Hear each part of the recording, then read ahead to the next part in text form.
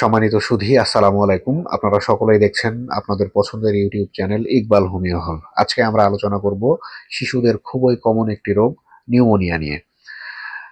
মূলত নিউমোনিয়া রোগ কি, নিউমোনিয়া রোগ কেন হয় এবং নিউমোনিয়া রোগ থেকে বাঁচার উপায় কি, এই নিয়েই আজকে আমরা আলোচনা করব। সর্বপ্রথম আমরা জানবো নিউমোনিয়া রোগ কি।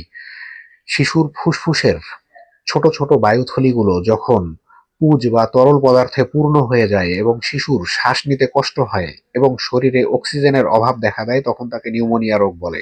শিশুদের নিউমোনিয়া একটি ফুসফুসের সংক্রমণ। এখন আমরা জানবো নিউমোনিয়া রোগ কেন হয়। নিউমোনিয়া রোগের প্রধান কারণ হলো স্ট্রেপ্টোকক্কাস নিউমোনি নামক ব্যাকটেরিয়া। যেসব শিশু অপুষ্টিতে ভুগছে এবং যেসব শিশুর রোগ প্রতিরোধ ক্ষমতা কম, তাদের নিউমোনিয়ায় আক্রান্ত হওয়ার সম্ভাবনা বেশি থাকে।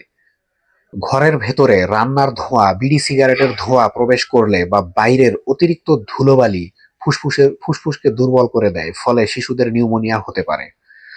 সাধারণ সর্দি কাশি থেকেও অনেক সময় ইনফেকশন ছড়িয়ে শিশুদের নিউমোনিয়া হতে পারে। শিশুদের নিউমোনিয়ার আরও একটি কারণ হলো ইনফ্লুয়েঞ্জা বা আরএসভি ভাইরাস।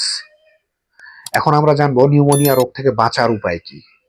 উপযুক্ত সময়ে শিশুকে সরকারিভাবে সরবরাহকৃত নিউমোনিয়ার প্রতিষেধক টিকা দিতে হবে। শিশুর সামনে ধূমপান করবেন না।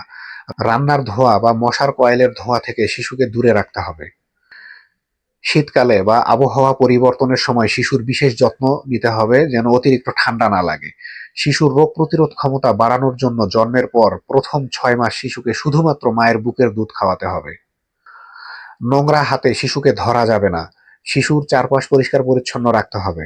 6 মাস বয়সের পর থেকে শিশুকে মায়ের দুধের পাশাপাশি ঘরে তৈরি সুষম ও পুষ্টিকর খাবার দিতে হবে।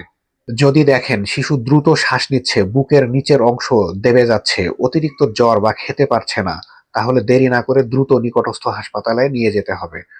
তো আমাদের আজকের আলোচনা এ পর্যন্তই। সকলেই সুস্থ থাকবেন, ভালো থাকবেন। আসসালামু আলাইকুম।